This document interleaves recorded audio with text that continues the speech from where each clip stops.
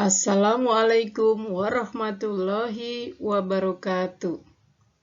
Pada kesempatan ini, saya akan menyampaikan materi pembelajaran, yaitu mata pelajaran Sejarah Indonesia, kelas 11 semester 1, tahun pelajaran 2022-2023. Dengan judul materi yang akan Ibu sampaikan yaitu imperialisme dan kolonialisme.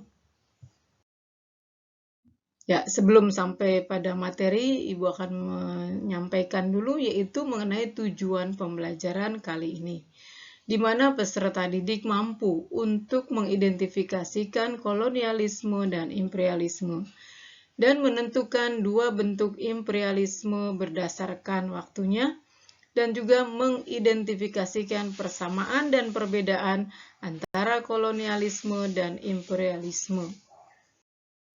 Ya, kemudian kita mulai dengan materi pembelajaran, di mana kolonialisme dan imperialisme secara umum dilakukan oleh negara-negara yang memiliki kekuatan militer yang kuat.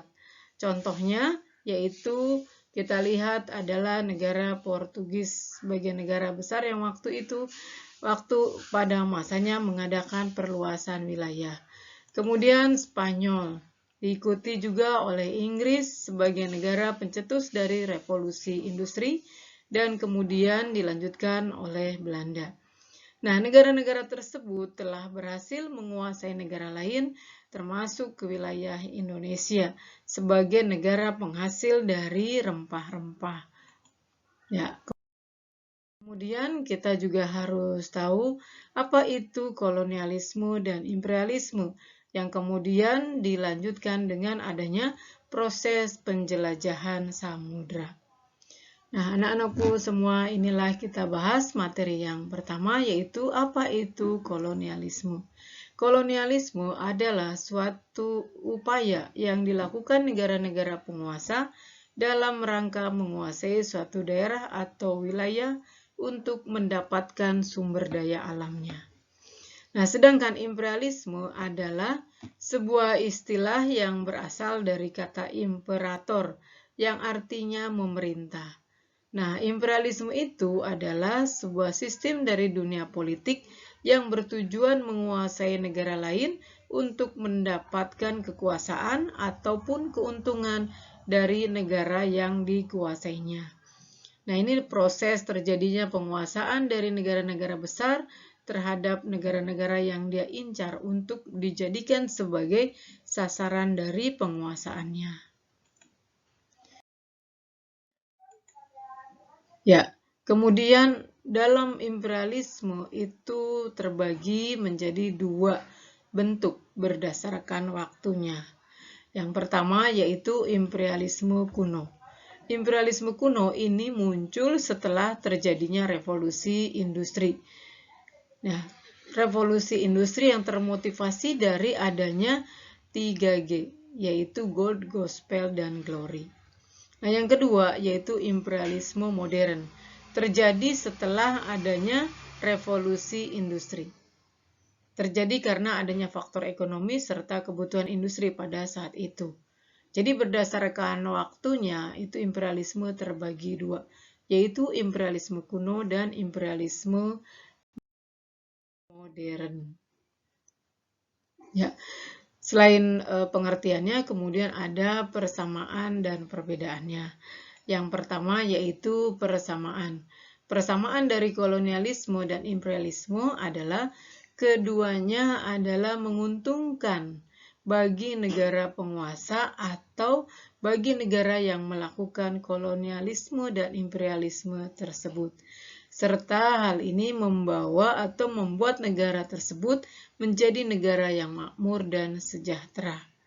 Nah, sedangkan persamaan di sisi lain, bahwa negara yang menjadi korban dari kolonialisme dan imperialisme, keduanya atau mereka menjadi negara yang miskin dan negara yang sengsara, karena menjadi sasaran dari penguasaan proses kolonialisme dan proses imperialisme. Ya, kemudian Perbedaannya, apa perbedaan dari kolonialisme dan imperialisme? Perbedaannya, kolonialisme itu bertujuan untuk menguasai dan menguras habis sumber daya alam yang ada dan kemudian dibawa pulang ke negaranya.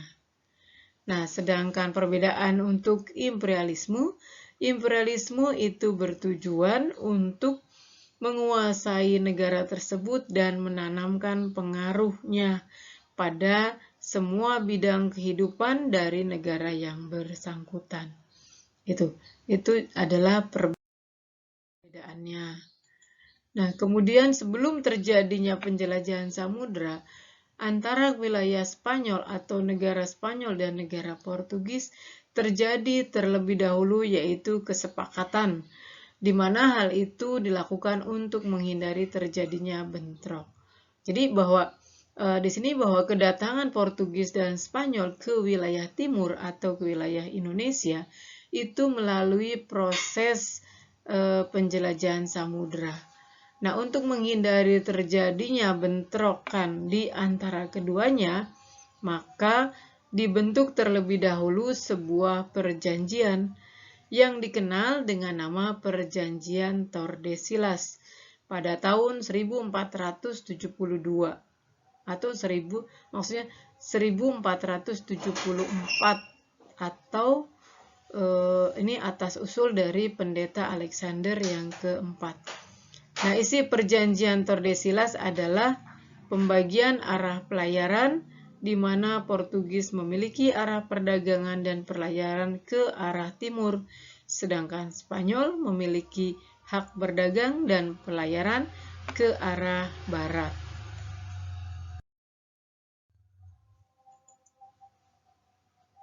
Ya.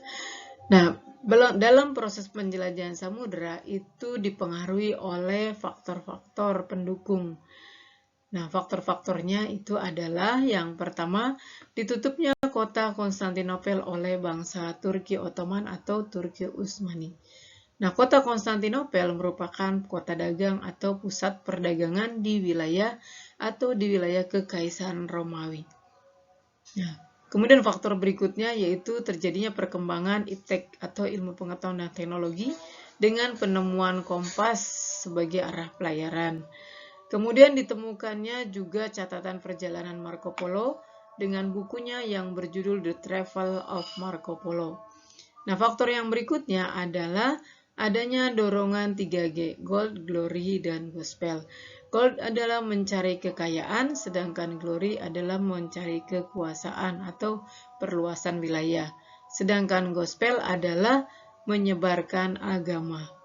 Kemudian faktor berikutnya yaitu ditemukan juga kompas, kemudian teleskop, dan adanya teori yang dimunculkan oleh Kopernikus yang mengatakan bahwa bumi itu bulat. Dan adanya semangat reconquista, yaitu semangat untuk memerangi kerajaan-kerajaan Islam. Ya, nah di sini ada peta penjelajahan samudra yang dilakukan oleh negara Portugis dan negara Spanyol. Nah, Portugis itu ditandai dengan garis atau jalur pelayarannya yang berwarna hitam.